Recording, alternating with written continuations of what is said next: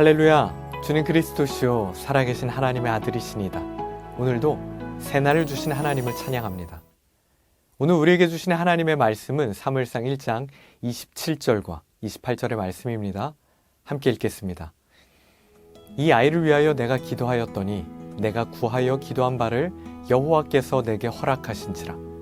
그러므로 나도 그를 여호와께 드리되 그의 평생을 여호와께 드리나이다 하고 그가 거기서 여호와께 경배하니라. 아멘. 하나님께 기도할 때 간절하지 않은 사람은 없습니다. 주님의 이름을 부르며 눈물로 기도하죠.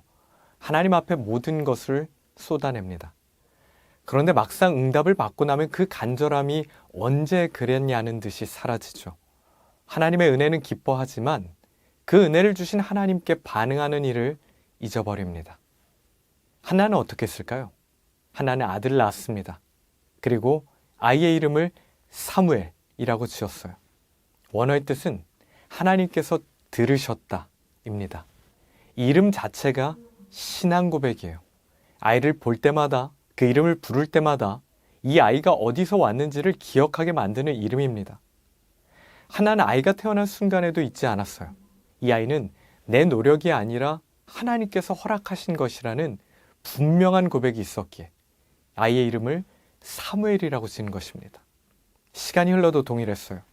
아이가 젖을 때는 시기까지 아이를 품에 안고 키우면서도 하나님께 드린 약속을 잊지 않았습니다. 때가 되자 한나는 실로로 올라갑니다. 그리고 하나님께서 주셨기에 다시 하나님께 사무엘을 드립니다. 그토록 간절히 구했던 아이거든요. 통곡하며 기도했던 아이입니다. 그런데 그 아이를 하나님께 다시 드립니다. 어떻게 이럴 수 있을까요? 자녀를 소유로 붙들지 않았기 때문이에요. 처음부터 내 것이 아니라 하나님의 것이라는 고백이 있었기 때문입니다. 그래서 한나는 사무엘을 하나님께 드리고 자신도 하나님을 경배했습니다. 우리의 모습을 되돌아봅시다. 우리에게도 하나님께서 허락하신 것들이 있어요. 아니, 정확하게는 모든 것을 다 하나님께서 주셨습니다. 시간도, 물질도, 건강도, 삶의 현장도, 가족도 다 하나님께서 주셨어요. 내가 이룬 것들을 돌아보면 하나님의 은혜로 되어진 것들 뿐이에요. 내가 노력한 것 없이 생명을 받았고 호흡하고 있습니다. 내가 계획하지 않은 수많은 일들이 은혜로 되어지는 것들을 보며 우리는 살아가고 있습니다. 그런데 우리에게 이것들은 마치 기본값처럼 당연한 것이 되어 있습니다. 우리에게 주어진 것들이 다 어디에서 왔어요? 한나는 응답받은 후에도 잊지 않았습니다. 아이의 이름에 새겼고 아이가 자라는 동안 기억했고 때가 되었을 때 기쁨으로 드리며 자신의 삶까지도 하나님께 드린 것이에요.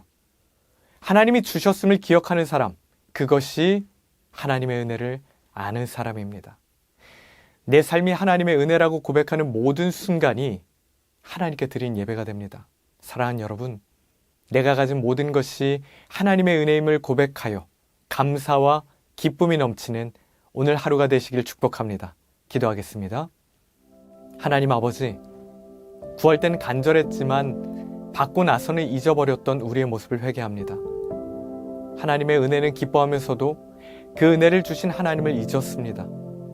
한나가 아이의 이름을 사무엘이라고 지었던 것처럼 우리도 우리에게 주어진 모든 것이 하나님께서 허락하신 것임을 기억하길 원합니다.